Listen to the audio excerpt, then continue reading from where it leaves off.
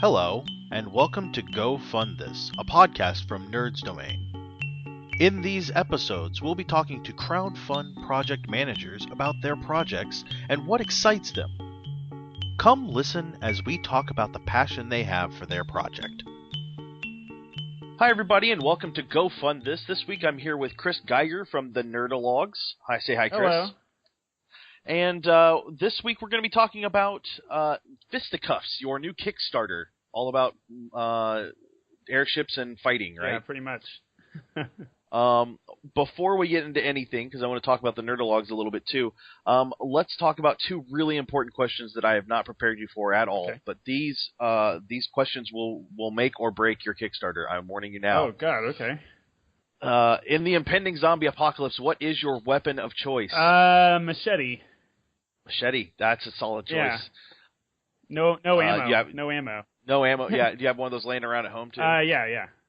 For all your jungle trips? Yeah, it was actually a prop for a Nerdologue show, and now it's just kind of lives in my house.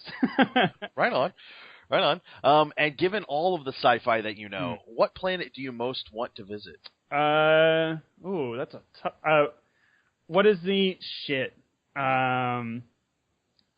Is it Rigel? It's a planet that they... No, Bajor. I want to visit Bajor. Because I hear that's supposed to be really pretty, right? Isn't that? Oh yeah, beautiful landscape, wonderful artists. Yeah, right. Bajor. Right on. Yeah.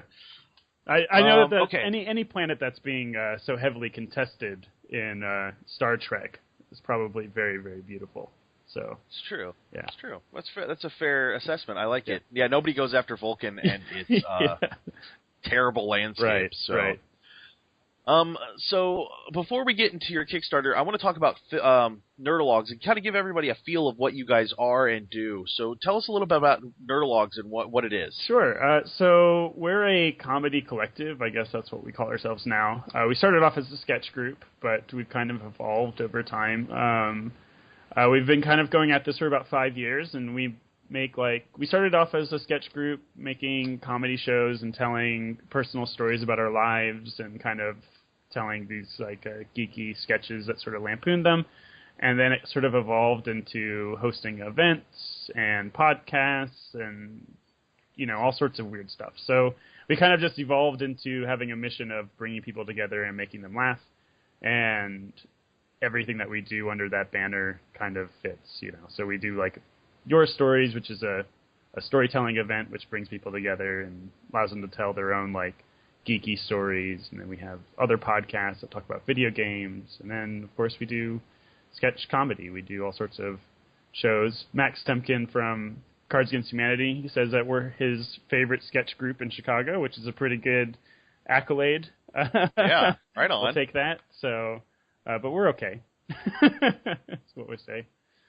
Fair enough. Yeah. And you do several podcasts. I'm looking at your website. I'm seeing 5 that you guys currently are putting out. That's correct. Yeah, we do Your Stories, which is kind of our main podcast. It's the storytelling one. Like I said before we got started, I call it nerdy AA, but with drinking. It's just a lot of good people getting together and kind of venting and telling really personal stories. And then we have MBSing, which is a podcast by Mary Beth Smith, who's one of the Nerdologues members, and she interviews people about a thing that they really like.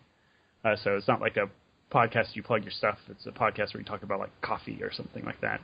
Okay. Then we have Talking Games, which is a podcast by some friends of ours where they kind of talk about really esoteric things in video games. And then, oh man, I'm forgetting all the stuff we did. We used to have the Nerdologue cast. Yeah, the Nerdologue cast is kind of defunct now, but it was sort of our attempt at just doing weird stuff with podcasting.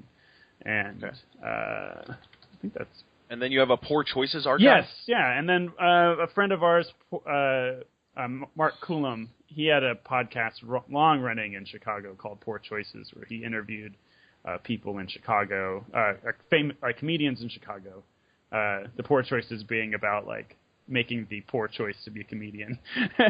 And it was a long-running podcast. It was very popular, and it helped a lot of people get started in this community. And then he couldn't really support it anymore. It went down, and he couldn't really support the hosting of it or anything. So we just reached out to him about archiving it. because we thought it was really helpful when we got started, and we just didn't want to see it go away. Yeah, and that's kind of awesome. That's one of the things I love about podcasts is that they never go away unless you choose to make them go away. Right, and we're kind of we have another podcast that we're kind of quote unquote like saving right now. We're in the talks of saving, and you should keep an eye out for that because it'll be really cool. Because we're going to do some like neat stuff to kind of promote it. I don't know, like sort of our mantra as a group has been to kind of like bring people up, not put anyone down, and so that kind of bleeds into everything we do, you know, and especially in podcasting where we, like with Fourth Choices was kind of the big thing for us and Talking Games even, where we had friends who were doing something cool and we wanted to support them as best we could. We're not in it to make like a podcasting network. We were just in it to kind of help people out because we had some way to do it. Yeah, support your friends and hang out and be cool. Pretty much, yeah, just be cool to each other. Right on. And you guys record live on Sundays up at the Cards Against Humanity office, correct? Correct. Yeah, like the third Sunday of every month we do the Your Stories show. And it's free. Come down. It's at the Cards Against Humanity Theater at 1917 North Elston, sorry. Two of the people who are in Nerdologues work for Cards Against Humanity now. So, we got pretty cool access to that theater space. Yeah, definitely. All right, well, let's get into your Kickstarter a little bit, and let's talk about that. So you guys launched, Friday, so a couple of days ago? Yeah, Friday. You're looking for $10,000. You've raised about $1,800, right. So you're getting there. So let's start with, like, kind of what it is. What is Fisticuffs? What's it all about? What do you do? Well, so Fisticuffs is we call it a free-for-brawl our card game. And it's basically a punching boxing game that takes place in the 1920s on an airship. It's a really simple game. You basically each have punch cards, and the cards have like a move on them and a color and the amount of damage that they do. And then you use those cards to attack people, and then you use the same cards to block those cards and then counter punch. So it kind of becomes like Uno meets Hunger Games is what we like to say, because you're kind of in a big scrum with everybody trying to come out on top. Making alliances and stuff as you go through, and then you kind of are playing cards, sort of like Uno, to hit each other. Right on. And so the idea is to play with between, 4 and 6 people? Yeah, 4 or 6 people is really the best number. You can play with 3, but it's just not as fun. Yeah, fair enough. And so it's an action-packed game. Yeah. You just sit around, have much fun, punching each other. Yeah. And there are characters too, right? Yeah, there's so we have 8 characters. It kind of took the Street Fighter mantra, have like World Warriors. They're all really unique and weird. From like a gorilla, a boxing gorilla, and like a Lady of Liberty statue that comes to life, and a flapper, and a disgraced son of a former Chicago mayor. Got to have some Chicago love in there. Of course. And they all have special moves that affect gameplay and stuff like. The mayor, the lion's son, the mayor's son, he has a move where whenever he blocks for someone else, he gets to draw cards. So it really gets him involved in the fights. The big thing is that only one person can win, but all of their abilities kind of encourage interaction. You want to fight specific people to get on top. Kind of struggling that way. Yeah, your art is pretty simple, but colorful, and I like to think it's a little lively because they all have a very different feel to each card, and it looks very much like what it should. Who did all of your art for you? The art was done by Claire, who's one of the Nerdologues people. So this is all done in-house. We didn't do anything outside of the group. It was all made up in us. Okay. So it looks like you're about a little over 18% towards your goal. Yeah. 3 days in, that seems pretty good, right? Yeah, we're feeling okay. We haven't really done a big push yet. So, this is just kind of, we wanted to see what naturally would happen once we just put it out there. And then we're going to start pushing it on Monday. So you've got 2 levels. You've got the blue corner and the red corner. Yeah. Blue corner is a $5 pledge, and you get a PDF print and play version of the game. The red corner is $20, and you get a PDF version and a physical copy. Right. And that's pretty much it. I mean, other than adding some shipping for international orders, those are your 2 levels. Yeah. Are we going to see some more levels as the project goes on? I don't know. I think we're going to keep it like this. We wanted to keep it nice and simple. The game is nice and simple, so we just kind of wanted to, $5 you get a print and play, and for $20 you get the print and play, and you get a copy shipped to you. We didn't really want to get into like a whole bunch of like specific rewards and stuff, because we've seen a lot of Kickstarters fail on the backs of the T-shirts or dongles or whatever that they're making. We just wanted to make a game and get it into people's hands. So try to make it nice and simple, easy to understand. $5 or $20, pretty much it. Right on. So are we going to see any stretch goals? So we're talking about, instead of doing like stretch goals, maybe doing like sort of like your awesome goals. Where maybe if we get like certain amount of likes on a post on Facebook or shares on Twitter, retweets or something like that, we'll add something. It's more, we just want the exposure, get the game into people's hands more so than we really want to like surpass our budget. We really, we built it specifically that 10,000 bucks were perfect. Like we can get the game into everyone's hands perfectly and cover some of the expenses and cover the Kickstarter fees, cover shipping. Everything works out great at 10,000. If we get over that, that's awesome, but we're not in that, like, we're not naive enough to think like, we want to make a game that makes $1 million like that Exploding Kittens Kickstarter. Yeah. Yeah. But you want to make a game that's fun and accessible and something you can get out to everybody real quick. Yeah. And that's kind of the thing about it is, like, when we started making it, we really wanted to make a game that anyone could pick up and play, and that it's just really fun. It doesn't require a whole lot of like nerdy knowledge about anything. I always like, one of my favorite games is Sentinels of the Multiverse, and I love that game, and I have like all the expansions and everything like that. But it's actually hard to find people to play, for me at least. Like, it's always hard. It's kind of a barrier of entry of like superheroes and stuff like that. It's always tough to get people to really want to play it. So we kind of wanted to make a game that you didn't require any like inherent nerdiness to pick up immediately. It's like everyone gets boxing. And then there's just like the nerdiness stuff on top of it, like it's on an airship and stuff like that. But we just wanted to make it really easy for anyone to pick up and play and get to punching people in the face. Right on. Yeah. Well, so you guys are set and ready. Looks like you guys are on your way, and big push is coming tomorrow. Anything else you want to point out? Like, it looks great. So you guys are all ready with all the art and everything too, right? Yeah. Everything's... Yeah. Go ahead. Yeah, everything's pretty much done. The game, it came a long way. We started it about a year ago, and the way it started was like it's a very, very simple game that we were kind of tooling around with in a cabin in the woods in Michigan. And it was very, very, very, very basic. We just called Bash, and it was just like you hit each other in the face. There was no countering or blocking. It was just hit each other in the face.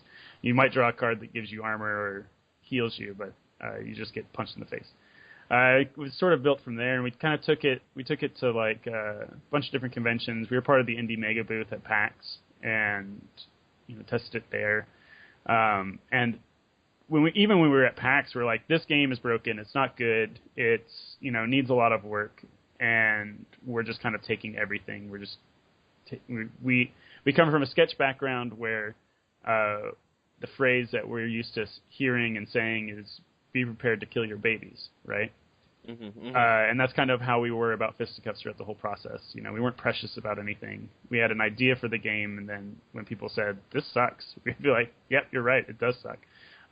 So the game just kind of developed very naturally from our own internal stuff, and then from copious amounts of playtesting over the past year, to become like a really, really, really fun, tight game.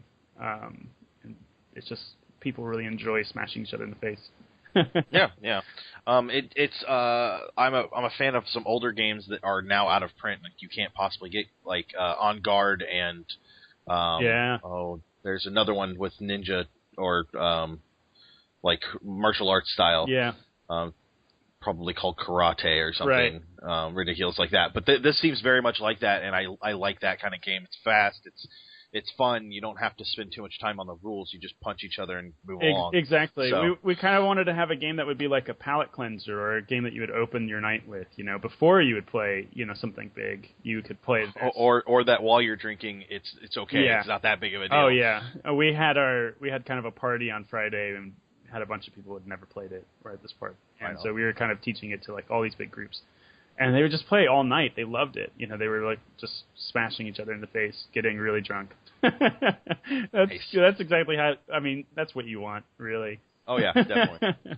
Well, and it looks like you're going to be printing and having everything shipped out October. Right. Does that you feel pretty confident about that date? Absolutely. Or yeah. Well, we're working with Ad Magic, who does the printing for Cards Against Humanity. So obviously. Okay. Oh yeah. I guess you have that kind of that in with people. Yeah, right? yeah. So I mean, again, a lot of this is a lot of this game we've developed from talking to people that are in the scene too. Like we got a lot of good advice from a lot of really cool people, and yeah, we did some work for cards. The Nerdologues did, and we got to meet the people who do Ad Magic, and they really liked us. So we kind of got a good deal with them that'll make this game